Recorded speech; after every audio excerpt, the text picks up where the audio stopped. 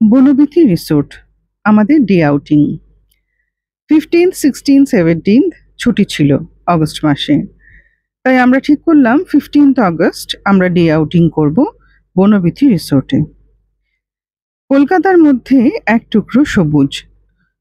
কলকাতা বললে ভুল হবে, এক্সটেন্ডেড কলকাতা। দিনটা ছিল 15th অগস্ট, চারিদিকে সাজানো, অপূর্ব পরিবেশ। ঢুকতেই আমাদের দেওয়া হলো ওয়ার্ম ওয়েলকাম, একটা করে গোলাপ আর ব্যান্ড। চারদিক সাজানো ফ্ল্যাগের কালারে। প্রথমেই ঢোকা হলো অফিস কাউন্টারে। সেখানকার ফর্মালিটিস সেরে কিছুটা আমরা এদিক ওদিক ঘুরে নিলাম। গেলাম যেখানে ইন্ডিয়ান ফ্ল্যাগ হয়েস্টেড, সেই জায়গাটিতে।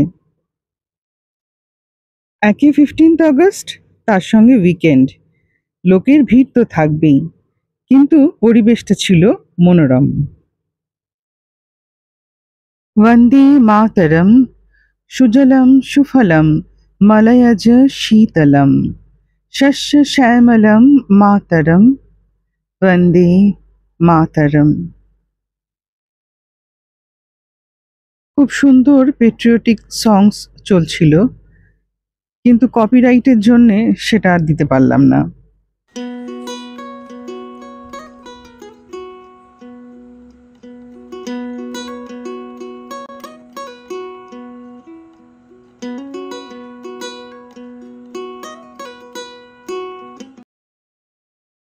এক একটি ঘরের নাম রাধাচূড়া, সন্ধ্যাতারা, পলাশ, নয়নতারা, মালতী, কৃষ্ণচূড়া, কুঞ্জলতা ইত্যাদি।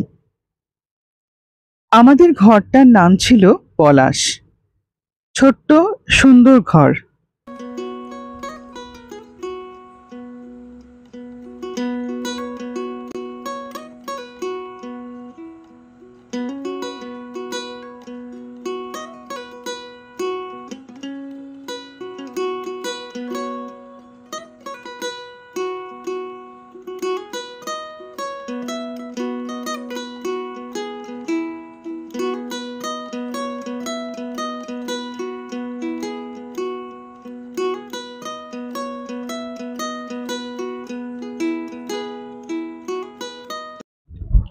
এখানকার সিকিউরিটি রুমের সামনে আঁকা আছে এবং লেখা আছে অতন্দ্র প্রহরী। এটা বেশ মজা লাগলো দেখে। এবার যাচ্ছি এখানকার সেকেন্ড পয়েন্ট অফ অ্যাট্রাকশন, এখানকার রেস্টুরেন্ট বনভোজ। খুব সুন্দরভাবে জায়গাটি সাজানো। ফার্স্ট ফ্লোর রেস্টুরেন্ট, একটি সাঁকো দিয়ে উঠে, সিঁড়ি দিয়ে উঠে গিয়ে রেস্টুরেন্টটি পড়ছে। স্টার্টার এরিয়া আর লাঞ্চ এরিয়া দুটো আলাদা করে ভাগ করা হয়েছিল। স্টার্টারে ছিল chicken pakora, veg pakora, french fries আর ফিশ ফিঙ্গার। এই রেস্টুরেন্ট থেকে কিছুটা ভিউ পুরো বনবিথির ক্যাপচার করবার চেষ্টা করলাম।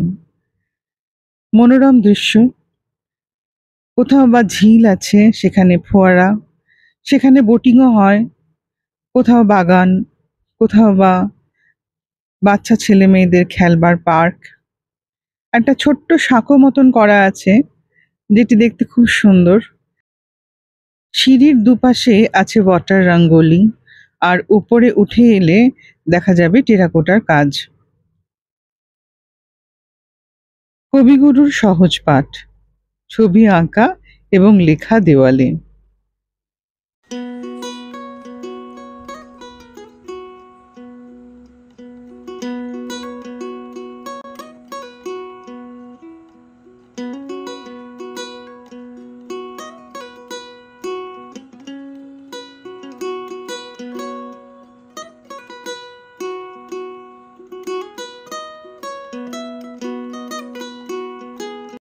Lunch buffet.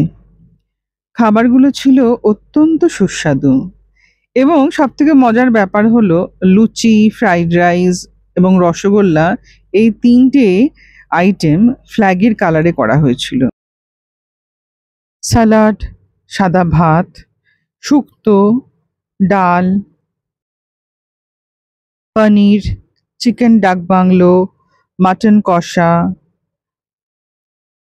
তারপর পাঁপড়, আর ওই ফ্ল্যাগের কালারে 3 রকমের রসগোল্লা, মিক্সড চাটনি, আর শেষে আইসক্রিম। এবার third point of attraction, Banabithi swimming pool. এই জায়গাটিও খুব সুন্দর সাজানো। সেদিন অনেকে নেমেছিল সুইমিং পুলে। আমার বেশ ভালো লাগছিল বসে বসে দেখতে।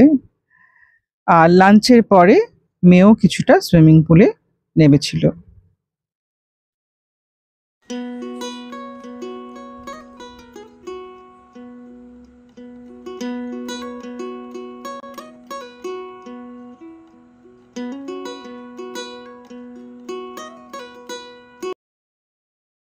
সেদিন মাঝে মাঝেই বৃষ্টি পড়ছিল। বৃষ্টি থামতে একটু পার্কের এদিক ওদিক ঘুরতে গেলাম আমরা।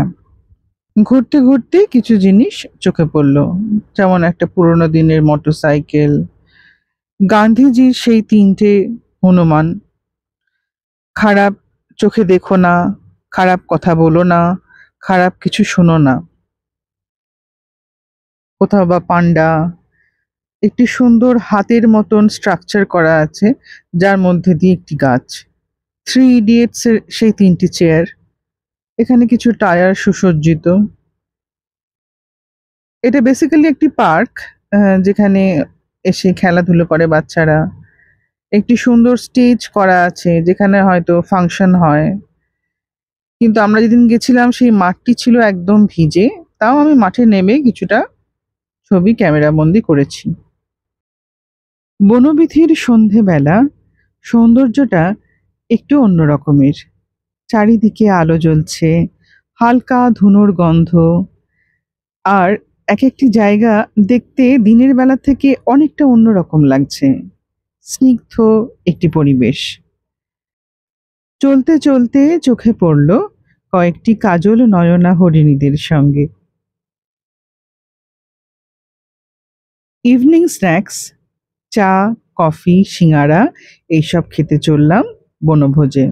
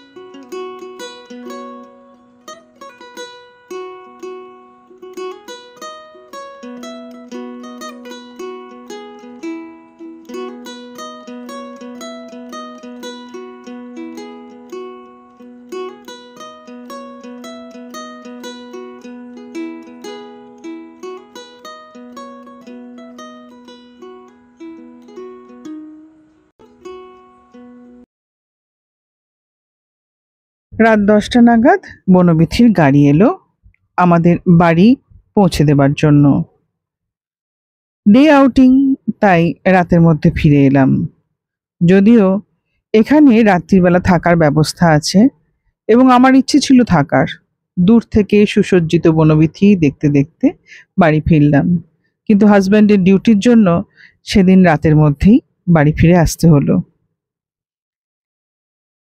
যাই হোক, কিছুটা আনন্দ তো হলো, একটু আউটিং হলো।